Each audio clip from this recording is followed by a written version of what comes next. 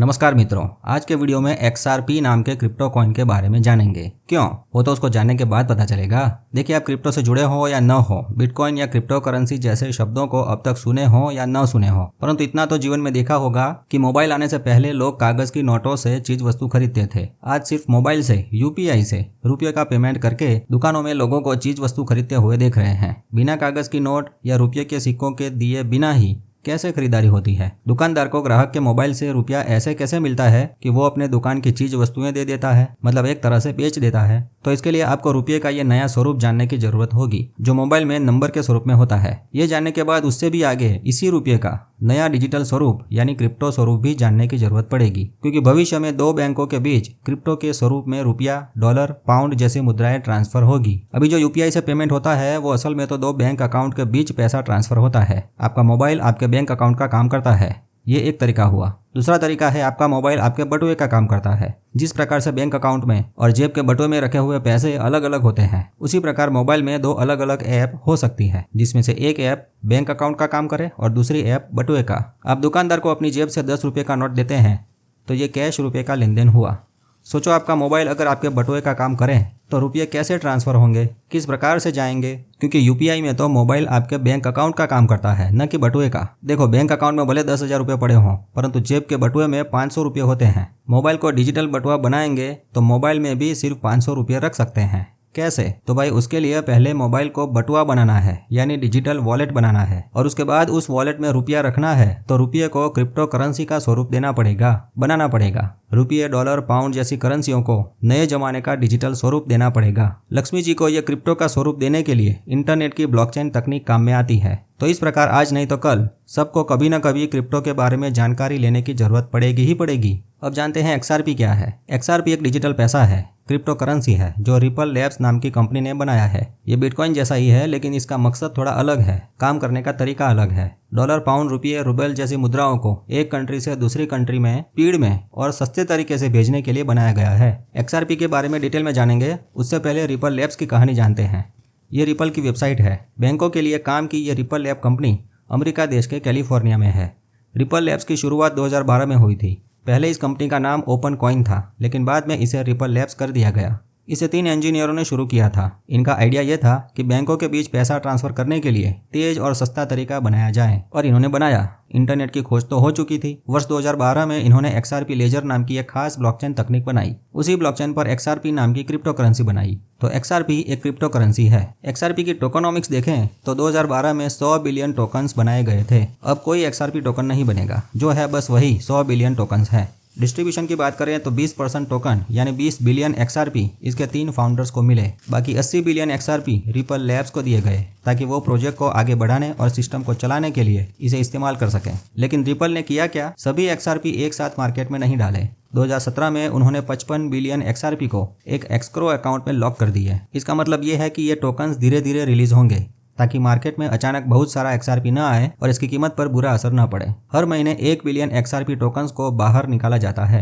इसके लिए smart contracts बनाए हैं। जो XRP इस्तेमाल नहीं होता वो वापस एस्क्रो में चला जाता है। अभी मार्च 2025 तक लगभग 40 बिलियन XRP लॉक है। बाकी के तकरीबन 60 बिलियन XRP सर्कुलेटिंग सप्लाई में देख सकते हैं। क्रिप्टो एक्सचेंज पर अभी XRP की कीमत $2.5 के आसपास घूम रही है। XRP लेजर पर ट्रांजैक्शन फीस 0.4 × 01 XRP कट होती है, और यह फीस भी बर्न हो जाती है, यानी हमेशा के लिए नष्ट हो जाती है। इससे टोटल सप्लाई धीरे धीरे कम होती है। 100 बिलियन में से इतना कम बर्न होता है कि इसे खत्म होने में हजारों साल लग जाएंगे। कुछ लोग कहते हैं कि XRP थोड़ा सेंट्रलाइज्ड है, क्योंकि रिपल के पास बहुत सारा XRP है, लेकिन रिपल कहता है कि रिपल लेजर डिसेंट्रलाइज्ड है और कोई भी व्यक्ति वैलिडेटर बन सकता है, अपना नोड चला सकता है। अब जानते हैं XRP में ऐसी क्या खास बात है, यूज केस क्या है, XRP का इस्तेमाल कैसे होगा, वास्तविक दुनिया में किस प्रकार से काम में आएगा। XRP का मुख्य काम है बैंकों और कंपनियों को तेजी से पैसा ट्रांसफर करने में मदद करना, फास्ट इंटरनेशनल ट्रांजैक्शन, और उसके लिए बीच में ब्रिज करेंसी के तौर पर मदद करना। देखिए, अब तक ऐसा होता आया है कि एक देश दूसरे देश को पेमेंट करता है तो बीच में स्विफ्ट नाम की कंपनी दोनों देशों की करेंसी को कन्वर्ट करके ट्रांसफर करती है। उसके लिए 2 से 3 दिन का टाइम लगाती है और ऊपर से सर्विस चार्ज भी ज्यादा लगाती है। जैसा कि यहाँ देख सकते हैं, अमेरिका की बैंक में से डॉलर को भारत की बैंक में रुपये के स्वरूप में लाने का काम दोनों बैंकों के बीच में स्विफ्ट नाम की कंपनी करती है। यहाँ टेक्निकली देखें तो अमेरिका की बैंक का सर्वर, स्विफ्ट कंपनी का सर्वर और भारत की बैंक का सर्वर अलग अलग होता है। इंटरनेट पर तीनों सर्वर अपने तरीके से अलग अलग काम करते हैं, परंतु सोचो अगर ऐसा हो जाए कि दोनों बैंक इंटरनेट पर एक ब्लॉकचेन नेटवर्क से जुड़े और काम करें तो क्या होगा। रिपल कंपनी ने रिपल नेट नाम का एक ब्लॉकचेन नेटवर्क बनाया और पूरी दुनिया के 100 से ज्यादा बैंक्स इससे जुड़े हैं। इंटरनेशनल लेवल पर एक बैंक दूसरे बैंक को पैसा भेजने के लिए रिपल के इस XRP लेजर ब्लॉकचेन का उपयोग करती है और पेमेंट सिर्फ 3 से 5 सेकंड में हो जाता है और ट्रांजैक्शन फीस बस कुछ पैसों की लगती है। अगर कोई US डॉलर को इंडियन रुपीज में बदलना चाहता है तो XRP बीच में ब्रिज करेंसी के स्वरूप में मदद करता है। रिपल कंपनी के इस वीडियो में देख सकते हैं कि यूके से पाउंड को फिलीपाइन देश में कैसे भेज सकते हैं। पाउंड पहले XRP बन जाता है और उसके बाद XRP जो है वो फिलीपीनी पैसों में कन्वर्ट होकर पेमेंट हो जाता है। ये प्रोसेस सिर्फ 3 से 5 सेकंड में हो जाती है। सोचिए अगर दुनिया की ज़्यादातर बैंकों में इंटरनेशनल लेवल पर ऐसा फास्ट पेमेंट होता हो तो अर्थतंत्र कितना तेजी से दौड़ेगा। रिपल के ये 4 यूज केस इसकी वेबसाइट पर शांति से पढ़ना।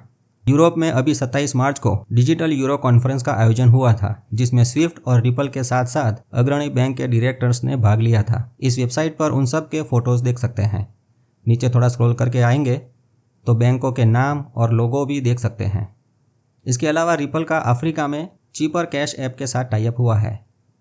साउथ कोरिया में भी BDACS के साथ टाई अप हुआ है।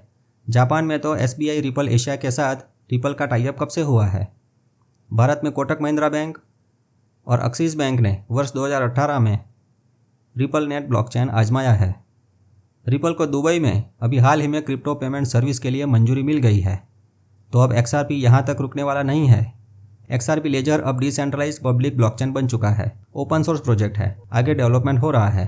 फाइनेंस की कुछ बड़ी कंपनियों ने तो अभी से XRP ETF लॉन्च के लिए आवेदन भी कर लिया है। जिन लोगों को सीधे XRP क्रिप्टो नहीं खरीदना है, XRP को क्रिप्टो वॉलेट में या क्रिप्टो एक्सचेंज पर खरीदना नहीं आता है, तो वो लोग ऐसी कंपनियों के XRP ETF फंड में अपना पैसा देते हैं, इन्वेस्ट करते हैं और कंपनी उनके लिए उनके नाम पर XRP क्रिप्टो खरीद कर अपनी तिजोरी में सुरक्षित रखती है। इस प्रकार ETF से XRP क्रिप्टो में लिक्विडिटी बढ़ती है। अभी तक ये 11 कंपनियों ने ETF फाइलिंग किया है, लेकिन अभी SEC ने इसमें से किसी को भी मंजूरी नहीं दी है। मंजूरी मिलने में समय लग सकता है और ये इस बात पर भी निर्भर करता है कि अमेरिकी सरकार क्रिप्टो को लेकर क्या नियम बनाती है। SEC यानी सिक्योरिटी एंड एक्सचेंज कमीशन। चलिए अब SEC और रिपल कंपनी के बीच कानूनी जंग हुई थी उस पर भी एक नज़र डाल देते हैं। पूरी डिटेल इस वेबसाइट पर पढ़ सकते हैं, लिंक डिस्क्रिप्शन में है। 2020 में अमेरिका की SEC ने रिपल लैब्स पर केस कर दिया था। SEC का कहना था कि XRP एक सिक्योरिटी है जिस प्रकार कंपनी के शेयर्स होते हैं। शेयर को बेचने के लिए कंपनी का रजिस्ट्रेशन करवाना जरूरी था। जुलाई 2023 में जज ने कहा कि XRP अपने आप में तो सिक्योरिटी नहीं है, लेकिन बड़े इंस्टीट्यूशनल इन्वेस्टर्स को जो XRP बेचे गए हैं उसको सिक्योरिटी कहा जाएगा। इस बात पर रिपल को $125 मिलियन का जुर्माना लगा।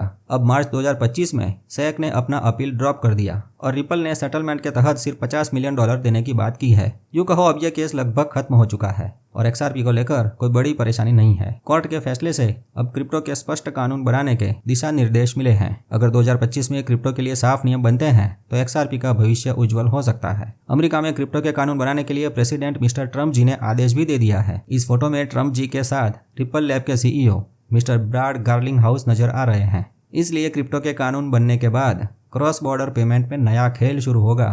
क्रॉस बॉर्डर पेमेंट प्रोसेस में अगर ब्लॉकचेन तकनीक इस्तेमाल होती है तो XRP लेजर नाम की ब्लॉकचेन जो है वो दुनिया की बैंकों में सबसे पहले एंट्री लेगी। तो अब समझे कि इंटरनेशनल लेवल पर यदि दुनिया के सभी बैंक्स आपस में ये XRPL ब्लॉकचेन का उपयोग करती है तो XRP क्रिप्टो कॉइन का भविष्य कितना उज्जवल होगा। और भी डेवलपमेंट चालू है, परंतु ये एक दिन में अचानक से नहीं होगा। बैंकों में इंटरनेशनल पेमेंट में पुरानी सिस्टम के साथ साथ ये XRPL वाली ब्लॉकचेन पर भी सेटलमेंट होगा। शुरुआत में ये दोनों सिस्टम साथ में चलेगी। देखिए, इंटरनेट आने के बाद न्यूज़पेपर अभी भी चल रहे हैं। ऑनलाइन शॉपिंग के साथ ऑफलाइन शॉपिंग भी चल रही है, बंद नहीं हुई। उसी प्रकार पुरानी वेब टू सिस्टम में स्विफ्ट कोड से पेमेंट होता रहेगा और नई ब्लॉकचेन सिस्टम के उपयोग की शुरुआत भी होगी। हो सकता है बैंकों को नई सिस्टम अच्छी लगे और धीरे धीरे स्विफ्ट कंपनी की वो पुरानी सिस्टम बंद हो जाए या रिप्लेस हो जाए। इसमें 2 साल, 5 साल या 10-20 साल लग सकते हैं। इसीलिए अपनी नजरें दुनिया की घटनाओं पर बनाए रखनी है, खास करके अमेरिका से आने वाले न्यूज़ देखने हैं, क्योंकि वहां अब सबसे पहले क्रिप्टो के कायदे कानून बनेंगे। उसके बाद अमेरिका की बैंकों में फाइनेंस सिस्टम में कौन सी ब्लॉकचेन का उपयोग शुरू होता है वो देखना है। उसके बाद अगला न्यूज़ XRP के ETF कब अप्रूव होते हैं वो देखना है। अगर XRP के ETF को मंजूरी मिलती है तो बहुत सारा पैसा XRP में आएगा, बड़े बड़े लोग इन्वेस्ट करेंगे और इससे XRP क्रिप्टो कॉइन की कीमत बढ़ेगी। कुछ लोगों का कहना है कि XRP जो है वो एक दिन बिटकॉइन को पिघला सकता है। XRP बिटकॉइन को धोबी पछाड़ देगा, मार गिराएगा। जो भी होगा समय दिखाएगा, अभी लड़ने की जरूरत नहीं है। मेटा मित्र के पिछले वीडियो देखकर आप इतना तो जान चुके हैं कि XRP में से XLM बना है और XLM में से पाई नेटवर्क बना है। XRP में KYC नहीं है और पाई नेटवर्क में KYC है। साथ में कंपनियों के लिए KYB भी है। पाई में पोटेंशियल है और नए फीचर्स डेवलप हो रहे हैं। तो क्या पाई नेटवर्क भी भविष्य में आगे नहीं बढ़ेगा? कमेंट जरूर करना दर्शकों, और चैनल को ज्वाइन भी करके रखना। मित्रों, उम्मीद है अब तक इतना समझ में आया होगा कि क्रिप्टो करेंसी एक डिजिटल करेंसी है, ऑनलाइन मुद्रा होती है। ये आम पैसे की तरह कागज के नोट या पीतल के सिक्कों जैसी नहीं होती। ये इंटरनेट पर काम करती है और इसके पीछे एक खास तकनीक होती है जिसे ब्लॉकचेन कहते हैं। अब बात यह है कि अमेरिका में पहले इस क्रिप्टो करेंसी को लेकर बहुत सख्त नियम थे और बड़े बैंक या वित्तीय संस्थानों को इसके साथ काम करने में डर लगता था कि कहीं सरकार उन पर नाराज न हो जाए। जिस प्रकार अभी भारत में ऐसा माहौल देखने को मिलता है, अमेरिका में भी पिछले 4 साल से ऐसा ही कुछ माहौल था कि क्रिप्टो को लेकर लोग नकारात्मक सोचते थे, क्रिप्टो को अच्छा नहीं मानते थे। लेकिन अब चीजें बदल रही है, क्रिप्टो को लोग जानने लगे हैं। अमेरिका में डॉलर और बैंकों पर कंट्रोल करने वाले SEC और OCC नाम के 2 बड़े सरकारी दफ्तर हैं। अमेरिका की सरकार, SEC और OCC, ये तीनों अब क्रिप्टो को लेकर थोड़ा नरम रुख अपना रहे हैं। इन तीनों ने मिलकर कुछ पुराने सख्त नियमों को हटा दिया है और बैंकों को कह रहे हैं कि ठीक है, तुम क्रिप्टो के साथ काम कर सकते हो, क्रिप्टो के लिए इंटरनेट पर ब्लॉकचेन तकनीक का उपयोग कर सकते हो। तो दोस्तों, अब तक हमने जाना कि XRP एक स्पेशल क्रिप्टो है जिसे रिपल लैब ने बनाया था। आज डिसेंट्रलाइज्ड पब्लिक ब्लॉकचेन पर है। इंटरनेशनल लेवल पर बैंकों में तेजी से पेमेंट और सेटलमेंट के लिए उपयोगी है। SEC और रिपल का केस खत्म होने से, क्रिप्टो के कायदे कानून आने से और XRP ETF को मंजूरी मिलने से इसका भविष्य अच्छा तो दिख रहा है। परंतु किसी भी क्रिप्टो में इन्वेस्ट करने से पहले आप अपना रिसर्च और स्टडी जरूर करें, क्योंकि क्रिप्टो मार्केट बहुत जोखिम भरा है, कभी भी कुछ भी हो सकता है। पूरी दुनिया के बहुत सारे ऐसे फैक्टर्स हैं जिसकी असर क्रिप्टो मार्केट पर तुरंत पड़ती है। धड़ाम करके क्रिप्टो मार्केट नीचे गिरता है तो रॉकेट की तरह ऊपर भी जाता है। इसलिए क्रिप्टो में नुकसान होने का जोखिम बहुत है। हम किसी भी क्रिप्टो में इन्वेस्ट करने की सलाह नहीं देते। वीडियो के अंत में इतना ही कहना है कि आज अमेरिका क्रिप्टो करेंसी को मानने लगा है। अमेरिका चाहता है कि क्रिप्टो क्षेत्र में सिर्फ अमेरिका दुनिया का लीडर बने, सबसे आगे रहे। इसलिए अमेरिका अब अपनी सरकारी तिजोरी में बिटकॉइन को खरीदकर संग्रह करना शुरू करेगा। पहले जो डर था, शक था, वो अब कम हो रहा है। इंटरनेट, Web3 की डिजिटल फाइनेंस की दुनिया में अमेरिका अब अपनी ताकत दिखाने के लिए तैयार हो रहा है। हमको भी अपनी फाइनेंशियल ताकत बढ़ानी है तो क्रिप्टो के बारे में सटीक जानकारी लेनी पड़ेगी, क्रिप्टो को समझना पड़ेगा। लक्ष्मी अपना स्वरूप कागज की नोट, फिर डेबिट कार्ड और अब UPI से आगे क्रिप्टो करेंसी के स्वरूप में कैसे बदलती है, उसका ज्ञान लेना बहुत आवश्यक है। मित्रों, संपत्ति किसी भी स्वरूप में हो, आपके पास उतनी होनी चाहिए कि आप बस आराम से, बिना कोई टेंशन लिए, शांति और प्रसन्नता से जीवन व्यतीत कर सकें। तो प्रसन्न रहने के लिए नया नया जानते रहें और मेटा मित्र से जुड़े रहें। मेरा मित्र मेटा मित्र।